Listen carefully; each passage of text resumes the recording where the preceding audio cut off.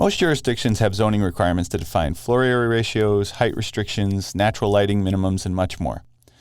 One of the earliest tasks that a designer must do, therefore, is determine how closely their proposed design is achieving these program requirements and code requirements.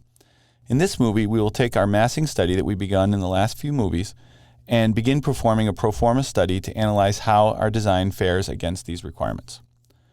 So what I have on screen is actually two files. I have the SOMOCA version 1 V1 family file. This is a completed version of the massing study that we performed over the last few movies. And on the right-hand side, I have Proforma RVT, which is a project file, which we've seen before, which includes the surrounding neighboring buildings. So what we're going to do is, starting over here in the family file, the SOMOCA V1, is we're going to make sure that's the active window, and then come up here on the ribbon and click Load into Project. And when I do that, it will switch the active window, and because it's a massing file, as it's prompted us in the past, it will remind us that in order to see this file, we need to enable the Show Mass mode. So this message is probably not the first time you've seen this. We'll go ahead and click Close and accept that. And then the next challenge we run into is the sorry, you can't place this. And that's because up here on the ribbon, the default placement option is place it on a face. So if you wanted to place your building on the roof of the nearby buildings, you'd have no problem. But to place it out here on the site, a little bit more of an issue. So we're going to switch to the Place on Work plane and then verify that our work plane that we desire is chosen over here. So our main level will work just fine. And if you wanted to, you could actually rotate it after placement. We're not going to do that. And then you can see that we're able to place it wherever we want it to go. And it goes right about here. But to get that a little more fine-tuned, I think it'll be better for us to take a look in the plan view rather than the 3D here. So I'm going to double-click the main level floor plan. And let's go ahead and maximize this up. And as you can see, we're only seeing the neighboring buildings, but we're not actually seeing any of the site. So that image file that we had loaded in is not loaded into this particular project. However, we can go to our Visibility Graphics, VG, and scroll down, and you'll notice that topography is actually turned off in this view. So it's turned off in the floor plan. And I'm just going to temporarily turn that on, click OK, and then you'll see my topo, which has the roads over here and over here, and that will make it possible for me to zoom in a little bit and, kind of fine-tune the placement of this building. There are actually some reference planes there. So you look at those and you go, okay, well, maybe we can make use of that. So you notice that there's a reference plane that's highlighting here and here. So what I'm going to do instead is I'm actually going to use my Align tool, because down the middle of this hexagon in the family file, we had two reference planes. So all I have to do is select this one, the Align tool, and select this reference plane as the reference for alignment, and then line that up with this reference plane, which is inside the SOMOCA file, and do the same thing in the other direction.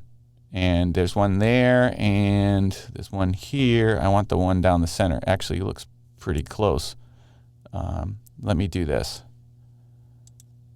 Usually it's a better idea to drag it over so you can make sure that you're getting the right one. So because we have 1, 2, 3 reference planes inside that file, I want to make sure I'm getting the one in the middle. So that's why I slid it over first. Okay, so now it's positioned pretty much centered on where I intended it. You can kind of see now that this leading edge of the building kind of follows the line of the fronts of these houses. So that was kind of what the designer had in mind. The building sits here. We're going to enter the building from over here. So we're pretty good. So now I'm going to return back to my 3D view. So you'll notice that the mass is this transparent material. That's just the default material that gets assigned to masses, and that's actually going to be helpful in the next step, because what we're going to do now is create what we call mass floors. And mass floors are going to slice through the model at the heights of the floor levels, and they're going to be this also transparent bluish color, but we'll be able to see them through the building. So that's why having it be semi-transparent like this is actually helpful. So I'm going to select the building, And then up here on the ribbon, I'm going to get mass floors. So I just click on that, and the list of levels that are currently in my project will appear. And you'll notice that we've got the same levels here in the project that were in the original massing file. And I want to create a floor at the admin level, the main level, the second level, and even at the roof level, because this little tower element right here, I can create kind of a floor right there at the bottom of the tower, which is where the roof is. Now, if I wanted a floor at the top of the tower, I could choose that one too, but I'm actually going to leave that one unchecked. I'm going to click OK, and you'll see this sort of bluish purple color planes that are cutting all the way through the building here. And let me go ahead and select it and hold my shift key and drag my wheel and kind of orbit this a little so you can see. You see there the little circular plane floating there, and then this other one up in the upper level. So we've actually got these floors slicing through here at the various levels. You can go to the View tab, you can create a new schedule, and you can create a schedule from mass floors. Then you go to Next, you add your fields and so forth. I'm going to cancel that because here in the file, I've already created a mass floor schedule for us, and it's pretty simple. If I just double click it, you'll see there's just a mark, a floor perimeter, and a floor area. Now the mark is not filled in, but you can see that the perimeter and the floor area are coming automatically from those slices that we've just cut through, and we can tell here at a glance how much square footage there is on each floor and the total square footage for the entire proposed building. So we currently have about 268,000 square feet. So now we can take that number, go back to our designers, compare it against the zoning requirements and so on, and make decisions about how that impacts the design. So that's all there is to taking your mass model and bringing it into your project file, loading it in, selecting it, clicking on Create Mass Floors, do a quick schedule, and you get a really good sense of how much square footage your building is taking up on each of its floors.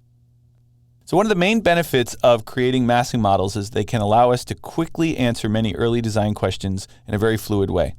Masses give us an overall sense of the building form, but do not burden us unnecessarily with the specifics of construction. From this simple mass forms, we can extract the square footage and compare those against the programmatic and building code requirements. We can also run basic energy analysis, and that will be the subject of the next movie.